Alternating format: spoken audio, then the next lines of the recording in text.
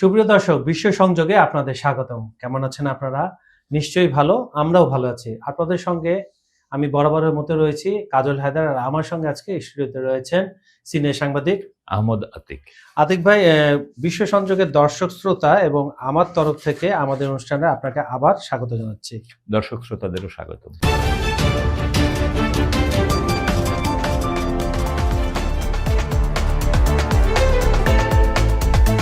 সুপ্রিয় দর্শক, আপনারা জানেন যে 28 তারিখ থেকে 28শে ফেব্রুয়ারি থেকে শুরু হওয়া মধ্যপ্রাচ্যে ইরানের উপর চাপিয়ে দেওয়া যুদ্ধের আজকে 11তম দিন। 11তম দিন। গতকাল অনেক আপডেট রয়েছে এবং আজকে যেটা আতিক ভাই আমার কাছে সবচেয়ে বেশি চোখে লেগেছে সেটা হচ্ছে হঠাৎ করে কেন জানি ট্রাম্প আলোচনার টেবিল এবং পুতিনকে সেখানে ব্যবহার করা হচ্ছে কিনা, বা আবার ফ্রান্সের ম্যাখো, তারপরে আপনার এরদোগান, সবার কাছে আপনি যে গত 4-5 দিন আগে একটা কথা বলেছিলেন যে এখন ব্যাকডোর থেকে একটা যুদ্ধ বন্ধ করার চেষ্টা করছে। আমরা এটা সাধারণত যে খুব একটা মানে আন্তর্জাতিক বিষয়ে খবর রাখেন না, তারাও এটা বুঝতে পারেন যে যখন কেউ বিপদে পড়ে তখন সে আলোচনার টেবিলে এগিয়ে যায়। পক্ষান্তরে আমরা দেখছি ইরান আলোচনা কোনো মতে এখন রাজি না, এবং রাজি হলো তারা যে শর্তগুলা দিচ্ছে, ইরানকে ইতিপূর্বে যে শর্তগুলো দিচ্ছিল তার চেয়েও কঠিন শর্ত ইরান দিচ্ছে। ইরান অগ্রগামী দল, এই জন্য এই পুরা বিষয়টা গতকাল কি কি ঘটলো, তারপরে এই পর্যন্ত আপনার অ্যানালিসিসটা একটু দর্শকদের বলেন। এই যুদ্ধের তো উভয় পক্ষেরই ক্ষয়ক্ষতি হচ্ছে এবং এটা স্বাভাবিক, যুদ্ধ লাগলে তো ক্ষয়ক্ষতি হবেই। তবে একজন মার্কিন যুক্তরাষ্ট্রের পক্ষ থেকে অমানবিক এবং পাশবিকভাবে আক্রমণ চালানো হচ্ছে। শিশুদের স্কুল, জনগণের আবাসিক এলাকা, এইসব জায়গায় তারা বেশি আক্রমণ, মূলত তারা এইসব জায়গায় আক্রমণ করছে, অন্য জায়গায় কিছু। এখন গতকাল থেকে আজকের যে অগ্রগতি সেটা হলো ইরান এখন এই আপনার হরমুজ দিয়ে টোটাল তেল রপ্তানি বন্ধ করার হুমকি দিয়েছে। হ্যাঁ, তারপরে আর অপরদিকে তো আপনি দেখেছেন চীন, রাশিয়া এবং ফ্রান্স, এরদোগানও মানে যুদ্ধ বন্ধের জন্য আলাপ আলোচনা কিভাবে করা যায়। আর সাধারণত যুদ্ধে যে সমস্যার মধ্যে থাকে সেই আলাপ আলোচনার দিকে চলে আসে। কিন্তু ইরানের পক্ষ থেকে, ইরানের যে তাদের যে বিপ্লবী গার্ড আছে, তারা বলেছে যে তারা কৌশলগত এলাকা এবং মার্কিন ঘাঁটিগুলোর উপর সামরিক হামলা অব্যাহত রাখবে এবং সেটা চলছে। তবে আমেরিকার রিপাবলিকানদেরকে ট্রাম্প বলছেন যে যুদ্ধ দ্বিতীয় সপ্তাহে পদার্পণ করেছে, কিন্তু এটা খুব শীঘ্রই শেষ হবে।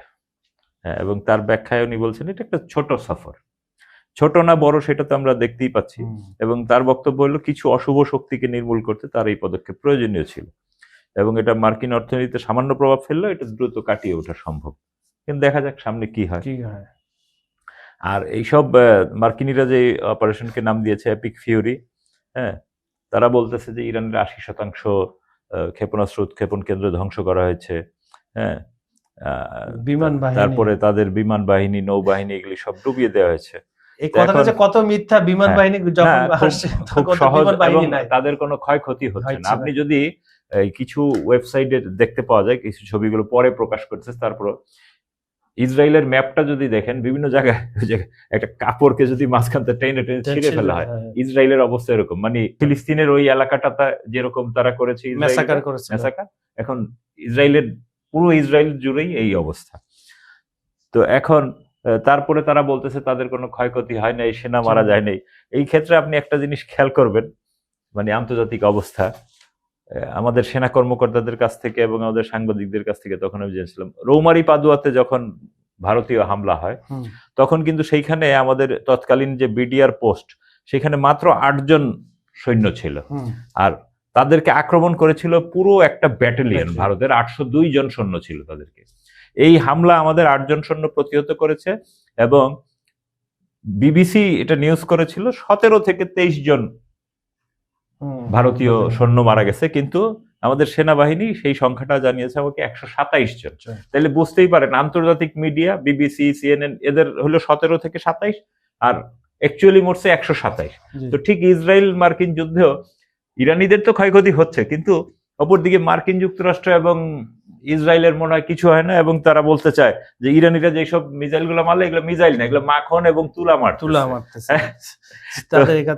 আচ্ছা আতিক ভাই, আপনাকে ইন্টারাপ্ট করে আমি এই যুদ্ধটা শুরু হওয়ার পর থেকে আগে থেকেও দেখতাম ইউটিউবে এবং বিভিন্ন সামাজিক যোগাযোগ মাধ্যমে আমি যেটা দেখি যে প্রাক্তন সিআইএ চাকরি করেছে, প্রাক্তন সামরিক বাহিনী, আগে তো এনারা কলাম লিখতো, এখন হুম। ওনারা পডকাস্ট করে। হ্যাঁ হ্যাঁ কলাম লিখলে আপনি কলামটা আটকে দিতে পারেন, কিন্তু হ্যাঁ, হ্যাঁ। পডকাস্ট তো আপনি আটকাতে পারেন না। না, ওখানেই তারা বলছে যে যেহেতু কোনো ফুটেজ ইসরায়েল বের করতে দিচ্ছে না, কোনো ধরনের চিত্র, কিন্তু স্যাটেলাইট চিত্র প্লাস হচ্ছে তাদের যে বন্ধু বান্ধবরা, আমি গতকালও দেখেছি সিআইএর একজন প্রাক্তন উনি বলছিলেন যে আমাদের যে বন্ধু বান্ধবরা সেখানে আছে, আমরা যে ইনফরমেশন যে ছবিগুলো পাচ্ছি এটা ফিলিস্তিনের আরেকটা রূপ, ফিলিস্তিনের যে ম্যাসাকার করেছে আরেকটা রূপ।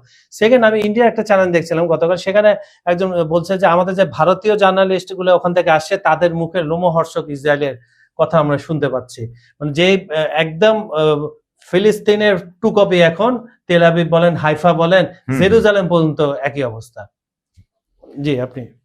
না এইটা আসলে তো স্বাভাবিকভাবে যুদ্ধের, যেমন আপনার বিষয়টা খেয়াল করবেন, কুয়েত থেকে গতকাল একটা হিরমাস ক্ষেপণাস্ত্র ইরানের দিকে ছুড়ে হয়, তো যার ফলে যে মধ্যপ্রাচ্যের দেশগুলোর সাথে ইরানের যে আলোচনা ছিল তোমাদের উপর আক্রমণ করবে না, কিন্তু তারা তো এই কথা ভেঙে দিল। এখন তো ইরানে তারা বৈধ টার্গেট হয়ে যাবে যে তোমরা আমাদের দিকে ফিরলে। এবং মজার ব্যাপার কি আপনি জানেন, এই যে এই হিরমাসের ভিডিও এবং লোকেশন এটা একজন বাংলাদেশির ভিডিও থেকে পাওয়া গেছে, ইরানিরা এটা পেয়েছে।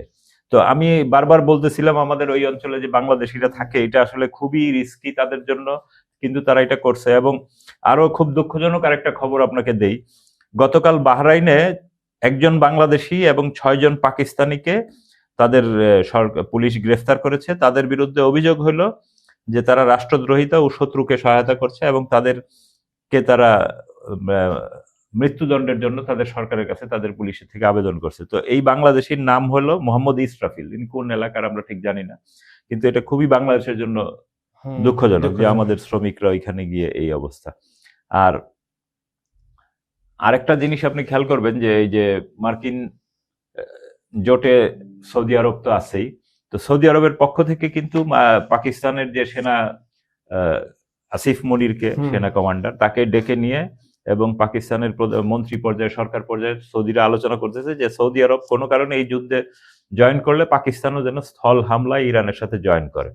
এবং আপনার যে জিয়াং ফ্যাং, চীনা যে প্রফেসর, উনি তো বলছিলেন যে ট্রাম্প প্রেসিডেন্ট হবে, যুদ্ধ শুরু হবে এবং পরাজিত হবে। তিনি আবার বলতেছিলেন যে এই যে ইরানের যে পাকিস্তানের সাথে যে সীমা তো ঘেঁষা যে দক্ষিণ পূর্বাঞ্চলটা, এটা উত্তর পশ্চিমাঞ্চলের চেয়ে কিছুটা কম সামরিক এলাকা। তো সেইখানে যদি পাকিস্তান আক্রমণ করে স্থল, এবং এটা বেলুচিস্তান সম্ভবত ওই এলাকা দিয়ে, তো এইটা তো ইরানের জন্য আরেকটা ব্যাকফুট। তারপরে আবার আপনার খেয়াল করবেন সৌদি গভর্নমেন্ট কিন্তু অলরেডি এই যুদ্ধ শুরু করার জন্য পাকিস্তান সরকারকে $10 বিলিয়ন একটা টোপ দিয়েছে। এর মধ্যে 5 বিলিয়ন ক্যাশ আর 5 বিলিয়ন মনে হয় ব্যাংকে থাকবে, এই ধরনের কিছু। তো এগুলো তো আসলে খুবই বাজে ট্রেন্ড। আতিক ভাই, আপনার কাছে আমি আসবো আবার, তার একটু দর্শকদের যাওয়ার আগে, দর্শকদের কমেন্ট আছে যাওয়ার আগে আমি যেটা আপনার কাছে জানতে চাই, যে বাহরাইনের রাজধানীতে গতকাল প্যাট্রিয়ট ক্ষেপণাস্ত্র, ইরান একটা ব্যালিস্টিক ক্ষেপণাস্ত্র মারছিল, এটাকে ঠেকানোর জন্য প্যাট্রিয়টটা তো ঠেকাতেই পারেনি, বরঞ্চ ঘন বসতিপূর্ণ এলাকায় যে পড়েছে এবং ইরানে।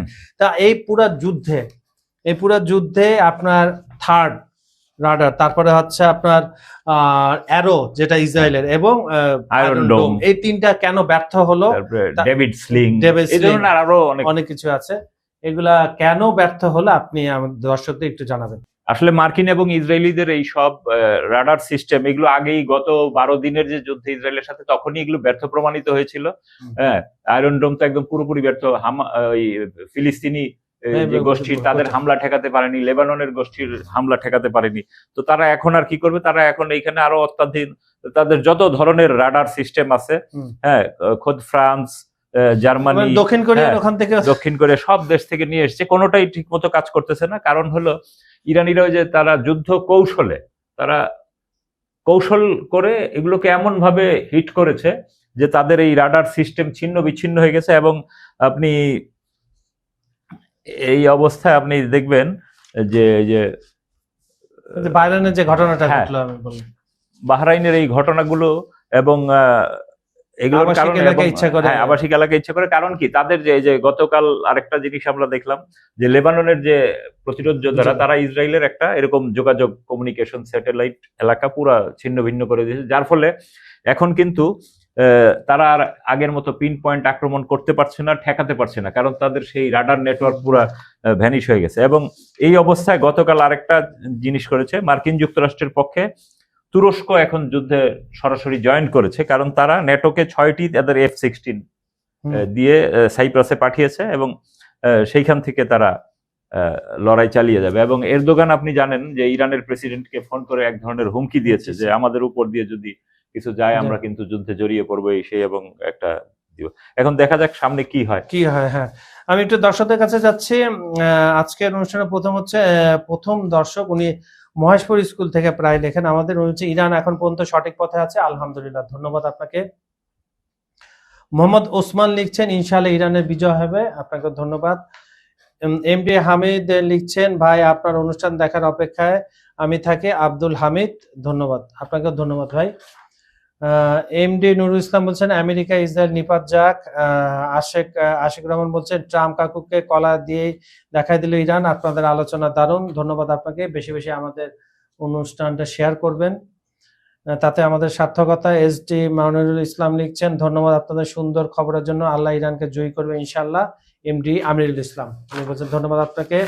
একটা লম্বা কমেন্ট পড়ি, উনি খুব সময় নিয়ে বলছেন। এমডি রুবেল মিয়া উনি লিখছেন আসসালামু আলাইকুম, কেমন আছেন আপনারা দুইজন, ভালো আছেন তো? আচ্ছা, বর্তমানে ইরান বা আর্থিক ক্ষতিগ্রস্ত হলো তেলের ডিপোতে হামলা করার কারণে, তাহলে এখন কি উচিত না ইরানের যে সরাসরি যুক্তরাষ্ট্রের উপর হামলা করা? এখানে আরব গল্ফের ক্ষতি করে তো কোনো লাভ নেই, তাতে করে নিজেদের ধ্বংস নিজেরাই হচ্ছে, খালি সামরিক ঘাটের উপর হামলা করা আছে ঠিক। তবে আমি মনে করি এই আঘাতটা সরাসরি ওয়াশিংটনের ভিতরে বা নিউ ইয়র্কের ভিতরে আনা দরকার, তাহলে তো ট্রাম্প বুঝতে পারবে যে নিরীহ মানুষের উপর জোর দেখিয়ে আক্রমণ করা বা নিরীহ মানুষকে হত্যা করা নির্বিচারে, তারপরে ট্রাম্পের উপর চাপ প্রেশার আসবে। এই বিষয়ে এই কথার উপরে কতটুকু যৌক্তিকতা আছে আপনি একটু মনে করেন? মানে সরাসরি হামলা চালাতে বলছে ওখানে, হামলা আসলে ইরান বিশেষ করে মুসলিম কান্ট্রির মধ্যে ইরান মুসলমানরা কোনোদিন নিরাপদ মানুষের উপরে হামলা করে না, তারা বেছে বেছে টার্গেট। এবং দর্শক আপনারা জানেন যে দুবাইতে সবচেয়ে বেশি হোটেলে কেন আঘাত হানা হচ্ছে, কারণ হচ্ছে আতিক ভাই যেটা বললো, আমরাও যেটা দেখেছি, আপনারা জানেন যে মার্কিন গোয়েন্দা সংস্থা এবং ইসরায়েলি গোয়েন্দা সংস্থার লোকজন, মার্কিন সেনাবাহিনীর লোকজন এবং সামরিক সংশ্লিষ্ট লোকজন সেখানে লুকাচ্ছে ভয়ের চোটে, কিন্তু তাদের ডিটেক্ট করে করে ড্রোন হামলা ওইসব বিল্ডিং এ করা হচ্ছে যেখানে তারা আছে, হোটেলে। আচ্ছা, পরবর্তী দর্শক ফাইজউদ্দিন হচ্ছে, ওকে, ধন্যবাদ আপনাকে। আব্দুল হামিদ লিখছেন সালাম আলাইকুম স্যার, আপনাদের কাছে আমার একটা প্রশ্ন, মুস্তফা খামেনি কি পারবে আমেরিকা ইসরায়েলের চোখে চোখ রেখে অ্যাটম বোমা বানাতে? এখন অনেকে বলছে বানিয়ে ফেলছে, বা অনেকে, এটা একটু বলেন তো মুস্তফা খামেনি। আচ্ছা, মুস্তফা খামেনি আয়াতুল্লাহ, উনি নিজেও সৈয়দ বংশের, রাসূল সাল্লাল্লাহু আলাইহি ওয়াসাল্লামের বংশের। তো আসলে যে ইরানি নেতৃবৃন্দের বিষয়ে যেটা বলা হয়, আপনি দুইটা জিনিস দেখবেন যে ইরানি নেতৃবৃন্দ সবসময় একটা জিনিস বলে, এবং তাদের সামরিক কমান্ডাররা, হয় খাইবার নয় কারবালা। আচ্ছা আচ্ছা, খাইবারে যেমন হযরত আলীর নেতৃত্বে বিজয় হয়েছিল, অথবা কারবালায় যে তারা এমন রক্ত দিয়ে শহীদ হয়েছিল যে বিশ্ববাসী এখন পর্যন্ত তাদের স্মরণ করে এবং সেইটার থেকে স্পিড নেয়। তো ইরানিরা হলো ওই স্পিড। এবং ইরানি নেতৃবৃন্দ, এই যে আয়াতুল্লাহ এই যে এখন নতুন যে মুস্তফা খামেনি এবং আগে আলী খামেনি বা ইমাম খামেনি, এদের একটা জিনিস দেখবেন যে ব্যক্তিগত আক্রোশ থেকে কিন্তু এরা কখনো ওই ইসরায়েল বা বলেন আমেরিকা বলেন তাদের সাথে যুদ্ধে জড়ায় না। কোনো তাদের ব্যক্তিগত অভিযোগ কিংবা রোষ, এটা তারা কাজ করে না, যার ফলে পশ্চিমা বিশ্ব যেভাবে এদেরকে চিত্রায়িত করে, বাস্তবতাটা সম্পূর্ণ ভিন্ন। তো দর্শক, আপনি মনে মনে আমাদের উত্তরটা পেয়ে গেছেন, আপনি যেটা জানতে চেয়েছিলেন। এমডি ডিনা বকর লিখছেন আসসালামু আলাইকুম, আপনার অনুষ্ঠান খুব সুন্দর লাগে। মোস্তফা খামেনি কি পারবে? ওনার একই প্রশ্ন, আমেরিকা ইসরায়েলের আগ্রাসন ঠেকাতে ওনার একই প্রশ্ন। উনি অলরেডি শুরু করে দিয়েছে, উনি অনেক আগে, উনি যেহেতু 17 বছর বয়সে ইরাক যুদ্ধে এবং ইরানের যে শক্তিশালী ইউনিটটা রয়েছে, ইরান সেনাবাহিনীর একটা শক্তিশালী ইউনিট, ওনার কিন্তু সম্পৃক্ততা ওনার সাথে প্রচুর ছিল। তার আর বাবার সাথে তো উনি ছিলেনই, ওনার দিক নির্দেশনা পেয়েছেন। এবং এটা ধরা হয় যে যিনি মারা গেছেন আয়াতুল্লাহ আলী খামেনি, উনি একটু সফট হৃদয়ের মানুষ ছিলেন, কিন্তু এক একটা মানুষের ক্যারেক্টার এক এক ধরনের হয়। উনি একটু কঠিন, এবং কঠিন কাদের জন্য? বন্ধুদের জন্য না, উনি কঠিন শত্রুদের জন্য। আতিক ভাই, আপনার কাছে ফিরে যায়, আপনার কাছে আর কি কি আছে? না, যেমন আপনি একটা জিনিস খেয়াল করবেন যে ইরানের পাল্টা হামলার যে ক্ষয়ক্ষতি লুকাতে আমিরাত, কাতার, কুয়েত, বাহরাইন ও সৌদি আরব তারা যুদ্ধের ভিডিও, ছবি এবং এইসব খবর ছড়ানোর বিষয়ে অত্যন্ত কঠোর হয়ে গেছে। এবং অলরেডি আপনি জানেন যে বাহরাইনে যে একজন বাংলাদেশির কথা বললামই, এছাড়াও কাতার সরকার কিন্তু বিভিন্ন অভিযানে 313 জন বিভিন্ন দেশের নাগরিককে আটক করেছে, তার মধ্যেও বাংলাদেশি আছে। কিন্তু আমাদের সরকার কি করতেছে জানি না, কোনো খোঁজ খবর এগুলা নিচ্ছে কিনা। হ্যাঁ, এগুলো তো নেওয়া তাদের দায়িত্ব। তারা এগুলোকে বলতেছে এগুলো সাইবার অপারেশন আর কি। হ্যাঁ, সাইবার আইনে তারা এদেরকে অ্যারেস্ট করতেছে যাতে তাদের কোনো ক্ষয়ক্ষতি। এটা আসলে হাস্যকর, ইরানের কাছে এত সুন্দর টেকনোলজি আছে, কারো সাহায্য কেন লাগবে যে কোথায় কে লুকিয়ে আছে ভিডিও ফুটেজ। এটা এক ধরনের হ্যারাসমেন্ট। আপনার দৃষ্টিভঙ্গি, তারা যে হেরে যাচ্ছে, মার খাচ্ছে, এটা দৃষ্টিভঙ্গিটা। যেমন আরব আমিরাতে যদি আমাদের কোনো বিদেশি সব অভিযানে গ্রেফতার হয়, তাকে তাহলে 1 থেকে 2 বছরের কারাদণ্ড অথবা 1 লাখ থেকে 2 লাখ দিরহাম, প্রায় 33 থেকে 66 লাখ টাকা জরিমানা করতে পারে। এবং কুয়েতেও একই জিনিস, তারাও গত সপ্তাহে বেশ কয়েকজনকে আটক করেছে এই ধরনের ভিডিও প্রকাশের দায়ে। আর বাহরাইনেরটা তো বললামই, তারা বাংলাদেশি, পাকিস্তানি সহ 6 জন গ্রেফতার করেছে। এর আগে তারা 11 জনকে শনাক্ত করেছিল, এর মধ্যে থেকে এদের 2 বছরের পর্যন্ত জেল হতে পারে, কিন্তু এরা তো অলরেডি ফাঁসির জন্য ওদের পুলিশ আবেদন করেছে, মৃত্যুদণ্ড আর কি। তো কিছু দর্শক, এর আগেও আপনি জানেন যে এই যে 2024 সালে বাংলাদেশের যে আন্দোলন নিয়ে ওইখানে বাংলাদেশিরা বিক্ষোভ করেছিল, তারপরে ওইখানে 57 জন বাংলাদেশিকে 10 বছর থেকে যাবজ্জীবন পর্যন্ত কারাদণ্ড দিয়েছিল। তবে ডক্টর ইউনূস সরকারের পদক্ষেপের কারণে তাদেরকে মুক্তি দেওয়া হয় আর কি। এগুলো চলবে।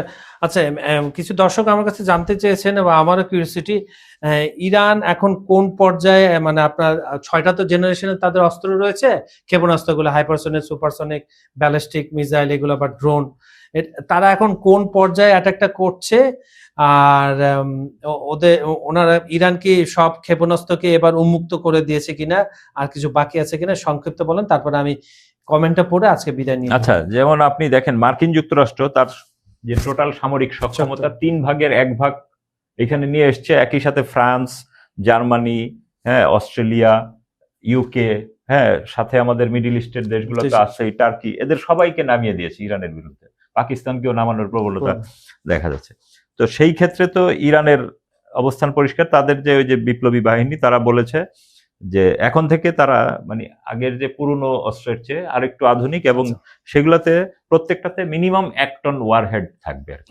ওয়ারহেড বলতে বোঝায় মানে ক্ষেপণাস্ত্রের মাথায় যে বিস্ফোরকটা থাকে সেটার ওজন মিনিমাম 1 টন হবে, এবং ভবিষ্যতে এটা আরো বাড়তে পারে। এবং আরেকটা জিনিস খেয়াল করেন, এই যে আমরা এতদিন বলতাম যে সিরিয়ার যে জোলানি, এটা একজন মার্কিন ইসরায়েলি পাপেট, এটা গতকাল সে আবারও প্রমাণ করে দিয়েছে।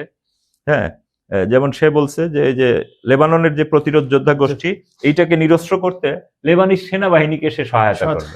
অথচ তাদের হামলার চোটে কিন্তু ইসরায়েলের অবস্থা এখন আপনি খেয়াল করবেন, ইরান এবং ওই লেবাননের ওই বাহিনীর এলাকায় কিন্তু ইসরায়েল এবং আমেরিকা একই সাথে আক্রমণ করছে, এবং তারাও পাল্টা হামলা একই সাথে করে যে ওদের যে ক্ষয়ক্ষতি করতেছে এইটা এখন আর তারা লুকাইতে পারতেছে। এবং ইসরায়েলের যে নাম করা দৈনিক পত্রিকা, তারা বলছে ইসরায়েলের পক্ষে 2 ফ্রন্টে যুদ্ধ করা এখন অসম্ভব, এক ফ্রন্টে তারা সামলাতে পারছে না, ফিলিস্তিন প্লাস হচ্ছে ইরানের সঙ্গে। তাহলে তাদের এই যুদ্ধে পাশ্চাত্যের, বিশেষ করে আমেরিকা এবং ইসরায়েলের যে কঙ্কালসার ডিফেন্স, এটা সামনে এসে পড়েছে। তারা খালি চাপাবাজি করে যে এক একটা সুন্দর সুন্দর নাম, হলিউড স্টাইলের নাম দিয়ে যে এত মানে অস্ত্র বিক্রি করতো, এই অস্ত্রগুলো তো অকার্যকর প্রমাণ হচ্ছে বারবার। যে দেশটাকে আপনি 47 বছর ধরে নিষেধাজ্ঞা দিয়েছেন, তাদের কাছে আপনাদের অস্ত্র মার খাচ্ছে। হ্যাঁ, এটা তো মার খাচ্ছে। এবং আপনি খেয়াল করবেন এদের বিরুদ্ধে যেমন শহীদ সাইদ আয়াতুল্লাহ আলী খামেনি উনি যে বলেছিলেন, ওনার একটা বক্তব্য যে তারা তখনও আমাদেরকে চিনেনি এবং এ কারণে পরাজিত হয়েছে, মানে এটা বলতে বুঝাইছে যে রাসূল সাল্লাল্লাহু আলাইহি ওয়াসাল্লামের পরবর্তী যুগে ইহুদি নাসারাদের অবস্থা। আর এখন বলছে তারা আজও আমাদের চিনেনি এবং এ কারণেই তাদের পরাজিত। এর চেয়ে সুন্দর সংজ্ঞা হতে পারে না। আমি একটু সর্বশেষ দর্শকদের কমেন্ট নিয়ে তারপরে বিদায় নিচ্ছি। শফিকুল আহমেদ লিখছেন, ভাই আপনাদেরকে ধন্যবাদ জানাই, মোস্তফা খামিনের জন্য দোয়া রইল, নারায়ণগঞ্জ রূপগঞ্জ থেকে দেখছি। আপনার পক্ষ থেকে আমরা সবাইকে ধন্যবাদ জানাচ্ছি এবং পুরো নারায়ণগঞ্জবাসীকে আমাদের অনুষ্ঠানে দেখতে বলবেন। এমডি দিলওয়ার হোসেন লিখছেন, আপনাদের অনেক ধন্যবাদ সঠিক তথ্য তুলে ধরার জন্য। একটি বিষয় জানতে চাই, তা হলো আমেরিকার পতন হলে মধ্যপ্রাচ্যের রাজত্ব কে রক্ষা করবে? নিঃসন্দেহে চীন বা রাশিয়া আসবে। এখানে এখন ওরা নতুন ফ্রাঙ্কেনস্টাইন হবে কিনা এটা হচ্ছে পরের প্রশ্ন। না, মূল জিনিস মার্কিন যুক্তরাষ্ট্র এখানে কিন্তু এক ঢিলে দুই পাখি মারার চেষ্টা করতেছে। এক হলো চীন কিন্তু পরবর্তী উদীয়মান সুপার পাওয়ার, তো তাহলে তার একটা রাষ্ট্রকে আপনি নষ্ট করতে হলে তার পাওয়ার সাপ্লাই কাট করে দিতে হবে। তো এই জন্য তারা প্রথম করছে কি, ভেনিজুয়েলাও থেকে চীন তেল আমদানি করে, ওইটা কাট করে দিয়েছে অর্ধেক।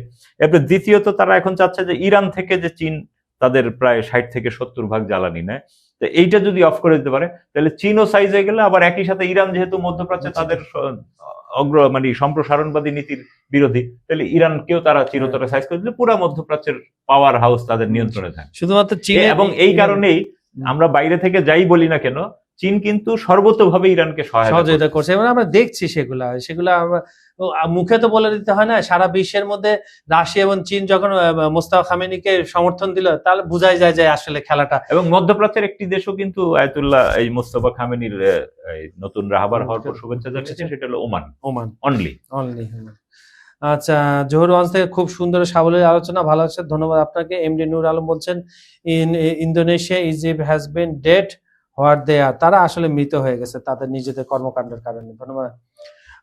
মোহাম্মদ ফারুক লিখছেন তেল, ভাড়া ও অন্যান্য জিনিসের দাম ঊর্ধ্বগতিতে বেড়ে জীবনযাপন কষ্টকর হতে, তাই বিশ্বকে বসবাস উপযোগী রাখতে সকলে উচিত আমেরিকা আগ্রাসন রুখে দেওয়া, মিথ্যা অন্যায় জুলুম বন্ধ করা, বিশেষ করে মুসলিম দেশগুলোর সঠিক পদক্ষেপ গ্রহণ করে সমস্যা দূর করা। ইসলামকে ধ্বংস করার জন্য সবসময় লুটেপুটে থাকে লুটেরারা, তাদের মতে নিজেদের অপরাধীদের বিচার শাস্তি নেই, তাই শিশু মানবহত্যা জুলুমকারীদের দ্বিধা করবেন না, আরো জলস্থল আকাশ পথ মুক্তভাবে ব্যবহার করে ধ্বংস চালাচ্ছে। এটা আমরা মুসলমানদের কারণে কিছু তথাকথিত মুসলমান আছে তাদের সুযোগ সুবিধার জন্য, যেমন আরবদের ক্ষেত্রে আতিক ভাই একটা কথা বলে এবং আমরাও জানি, সেটা হচ্ছে আরবরা মুসলমান পরে, আগে হচ্ছে ব্যবসায়ী, তেল ব্যবসায়ী। এই একটা কথা আপনারা আরবদের বলতে আমরা আরবের শাসক শ্রেণী, সাধারণ মানুষ কিন্তু খুবই, হ্যাঁ, ওটা একদম আলাদা। শাসক শ্রেণী যারা আছে, বিশেষ করে যাদের ওখানে আমেরিকান বেস রয়েছে। তো সুব্রত দর্শক, বিশ্ব সংযোগের আজকের এই আয়োজনটি আপনাদের কেমন লেগেছে আমাদের অবশ্যই লিখে জানাবেন। আর মধ্যপ্রাচ্যের ব্যাপারে আতিক ভাই সবসময় বলছেন, দেখেন কয়েকজন গ্রেপ্তারও হয়েছে, কয়েকজনের ভিডিও প্রকাশ হয়েছে, অনেকে আবার হয়রানির শিকার হচ্ছে, তাই এসব জায়গায় না যাওয়াই ভালো। যদি চাকরির ক্ষেত্রে ভয়াবহ জায়গা পাঠায়, আপনার ছুটিতে যান, যে কোনো কৌশল হোক আপনার ছুটি নেন, বাসায় থাকেন যেখানে থাকেন, কারণ আপনাদের পরিবার বাংলাদেশে রয়েছে। আপনারা সুস্থ থাকলে, বেঁচে থাকলে আপনার যেমন লাভ, আপনার পরিবারের লাভ, আমাদের দেশেরও লাভ। আর আমাদের এই অনুষ্ঠানটা পৃথিবীর কোন প্রান্ত থেকে দেখছেন সেটাও জানিয়ে দেন। আমাদের এখানে আপনারা অনেক কিছু জানতে চাচ্ছেন, আরো কিছু জানতে চাইলে আরো আমাদেরকে ডিটেলস বলেন, আমরা সেই বিষয়ে আলাপ আলোচনা করব। আর এই অনাকাঙ্ক্ষিত যুদ্ধটা দিকে আমাদের দৃষ্টি রয়েছে, আপডেট হলেই আমরা দিয়ে দেবো। আর আমাদের তো আপনারা পাচ্ছেনই প্রতিদিনই। তো এই বলে আজকের অনুষ্ঠানটা শেষ করতে চাই। সবাই ভালো থাকবেন, সুস্থ থাকবেন এবং সবচেয়ে বড় কথা, নিজে ইনফর্ম হবেন এবং নিরাপদে থাকবেন। আল্লাহ হাফেজ।